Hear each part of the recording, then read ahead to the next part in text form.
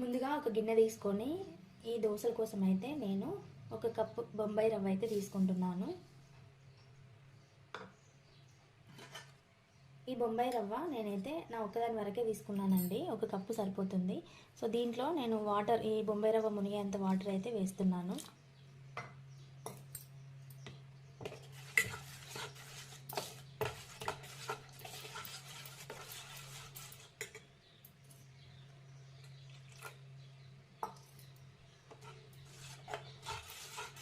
ఇలా కొన్ని వాటర్ వేసుకొని దీన్ని ఒక 10 నిమిషాలు అయితే నానబెట్టుకోవాలి. దోశలోకి అయితే ఇక్కడ నేను కొబ్బరి టమాటా చట్నీ అయితే వేస్తున్నాను.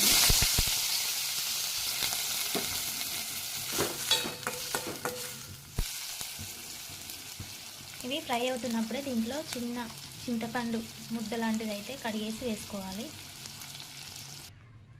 ఇవైతే కొంచెం ఫ్రై అయిన తర్వాత, కొంచెం చల్లారిపోయిన తర్వాత అయితే మిక్సీ జార్లో వేసుకొని మిక్సీ పట్టేసుకోవాలి. కొబ్బరి పచ్చడిని నేనైతే ఇక్కడ మంచిగా మెత్తగా మిక్సీ పట్టేసుకున్నాను. ఇప్పుడు దీన్ని అయితే తాలింపు వేసుకుంటా.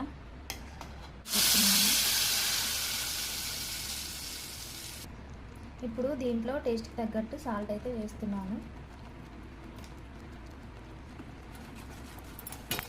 10 నిమిషాల తర్వాత ఇక్కడ మనకైతే రవ్వ నానిపోయిందండి.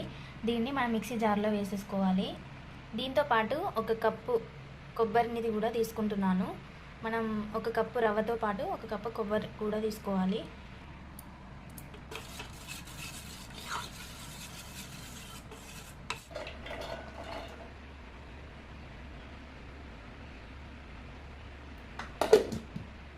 కొబ్బరి ముక్కల్ని ముందే మిక్సీ పట్టేసుకోవాలండి. ఎందుకంటే కొబ్బరి ముక్కలు కొంచెం అవి మెత్తగా అవడానికి టైం పడుతుంది కదా. ఇవి ముందే మెత్తగా అంటే పొడిలాగా అయిన తర్వాత దీంతోపాటు ఈ పొడిలోనే మనం ఈ రవ్వ నానబెట్టుకున్నాం కదా, దాన్ని కూడా వేసేసుకొని మిక్సీ పట్టేసుకోవాలి. అలా అయితే మంచిగా సాఫ్ట్గా పేస్ట్ లాగా అవుతుందండి పిండి. రెండు కలిపి మిక్సీ పడితే ఏంటంటే మనకి కొబ్బరి అనేది ముక్కలు ముక్కలుగా అట్లనే ఉండిపోతుంది.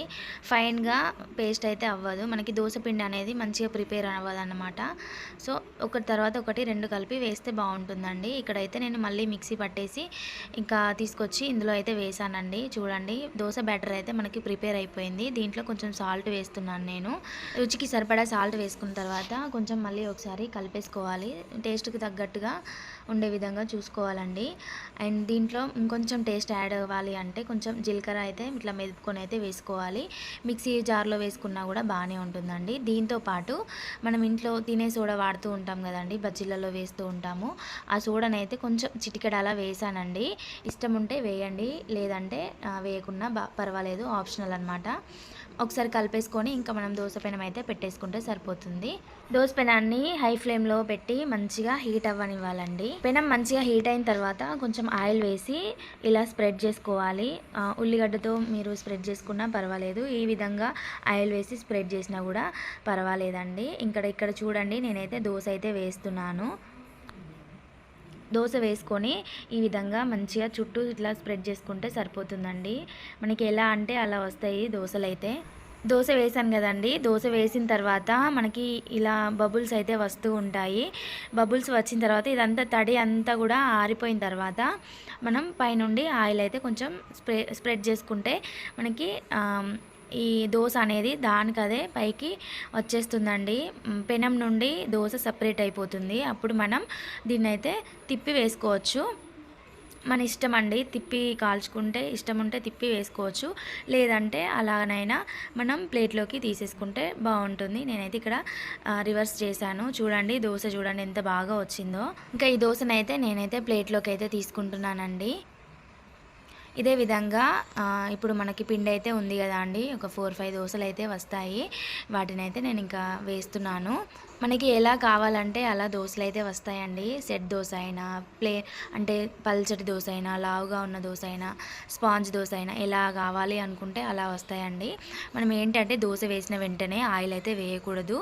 ఆ తడి అంతా ఆరిపోయిన తర్వాత మనం ఆయిల్ అయితే వేసుకోవాలండి. అట్లా వేసిన తర్వాత వెంటనే దోశ మనకి పెనం నుండి అయితే సపరేట్ అయిపోతుంది. చూడండి, ఈజీ అండి. టేస్టీ గూడా చాలా టేస్టీగా ఉంటుంది ఈ దోస అయితే. చూడండి మీకు కలర్ తోటే తెలిసిపోతుంది దోస ఎలా ఉంటుంది టేస్ట్ అనేది. ఈ దోస గూడా మంచిగా అయిందండి. దీన్ని గూడా ప్లేట్‌లోకైతే తీసేసుకుంటున్నాను. నాకైతే ఇంకా 3 దోసలైతే అయ్యాయండి. దీంతో పాటు ఇంకొక చిన్న దోస అయితే వేశాను. నాకు ఈ చిన్న దోసలంటే చాలా ఇష్టమండి. ఇలా సెట్ దోసలాగా వేస్తే చాలా బాగుంటుంది టేస్ట్ అయితే. మంచిగా ఇట్లా బబుల్స్ అయితే మంచిగా ఫామ్ అవుతాయండి. ఒకసారి అయితే ఇంట్లో ఖచ్చితంగా ట్రై చేయండి. నేనైతే చాలా అంటే చాలా ఇష్టంగా తిన్నాను. మీరు కూడా సేమ్ అలానే తింటారండి. మనం మామూలుగా పప్పులు నానబెట్టుకొని రుబ్బిన దానికంటే కూడా చాలా టేస్టీగా ఉంటుంది ఈ దోస. అప్పటికప్పుడు చేసుకోవడానికైతే చాలా బాగుంటుంది. దోసలన్నీ వేసిన తర్వాత చూడండి ఇక్కడ నేను మీకు చూపిస్తున్నాను. నిజంగా దూదిలాగా మెత్తగా ఉన్నాయండి దోసలైతే. ఖచ్చితంగా మీకైతే నచ్చుతాయి. ఇంకా నేనైతే చట్నీ కూడా చేశాను కదా, సో ఇంకా చట్నీతోటైతే తినేస్తాను.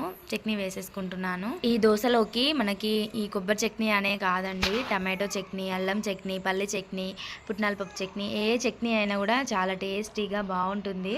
ఒకసారి అయితే ట్రై చేయండి. ట్రై చేసిన తర్వాత ఎలా వచ్చాయి అనేది అయితే నాకు కామెంట్ సెక్షన్ ద్వారా తెలియజేయండి. దీంట్లో నేను ఇంకొంచెం అల్లం చట్నీ కూడా యాడ్ చేస్తున్నాను. టేస్ట్ అయితే నిజంగా చెప్తున్నానండి, అల్లం చట్నీ అండ్ కొబ్బరి టమాటో చట్నీ కాంబినేషన్ అయితే చాలా సూపర్గా ఉంది. ఇంకా నేనైతే తినేస్తున్నాను. ఇక్కడ చూడండి ఇంకా మా బాబు కూడా పడుకొని లేసాడు, వాడికి కూడా పెట్టాను. టేస్ట్ అయితే చాలా బాగుంది. ఒకసారి అయితే ట్రై చేయండి. ఓకే ఫ్రెండ్స్, వీడియో నచ్చితే లైక్ చేయండి. ఎవరైనా కొత్తగా చూస్తే కనుక ఒకసారి ఓపెన్ చేసి నా వీడియోస్ అన్ని చూసి మీకు నా కంటెంట్ నచ్చితే కనుక సబ్స్క్రైబ్ చేసుకోండి. ఓకేనా ఫ్రెండ్స్, కొంచెం సపోర్ట్ చేయండి. Thank you for watching. Bye. Morning టైంలో బ్రేక్ఫాస్ట్ అయితే సూపర్గా ఉంటుంది ఇదైతే.